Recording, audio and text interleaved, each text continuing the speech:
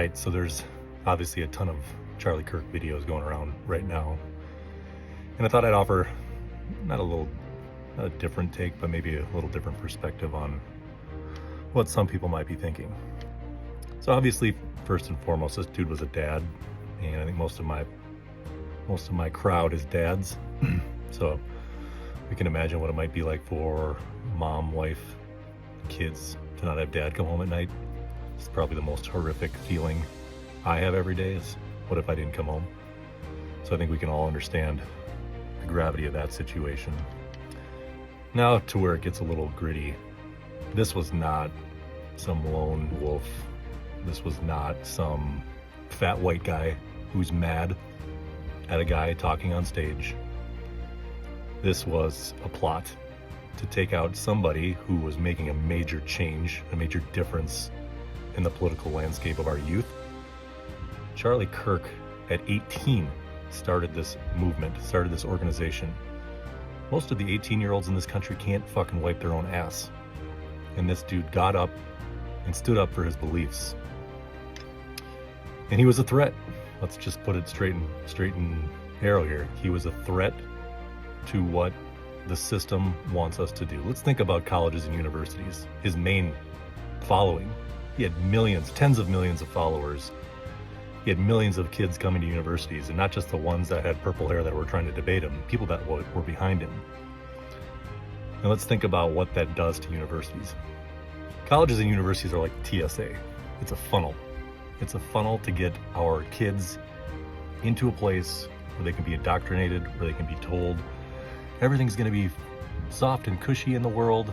Here's what you need to learn. Here's your gender studies degree, and you can go on. So much like the TSA, they funnel our children willingly, voluntarily. They make them submit to learning what they teach, and then they send them off to the world. And I don't know if anybody's been paying attention lately, but our 20 and 30-year-olds not doing so well in the world, and specifically our men, our young men. Charlie Kirk infiltrated that TSA mentality, that TSA operation. He got into universities, he got people behind him. And that's the biggest threat to the establishment and to what they want children learning, what they want our youth doing, what they want our youth wasting their time on. And he was taken out. It's plain and simple. He got too big. He got loud. He had a following.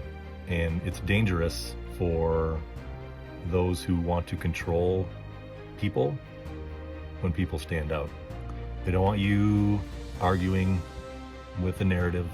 They don't want you doing things that might not align with the direction that they're trying to throw us in. And Charlie Kirk stood for that.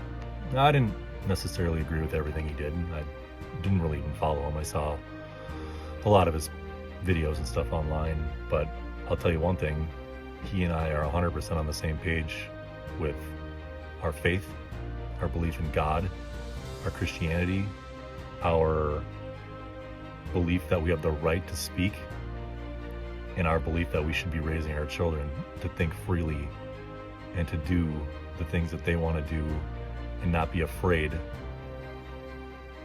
of the direction that they want to go. So lastly, to those people out there that are cheering this, first of all, that's disgusting. I'm not quite sure how anybody wakes up in the morning cheering on death of a father, of a husband, father of little kids. But here, you got something coming for you, because it's not just about the right and the left. They don't care who it is. They'll silence whoever. They don't want you speaking either. They don't give a shit about your politics either.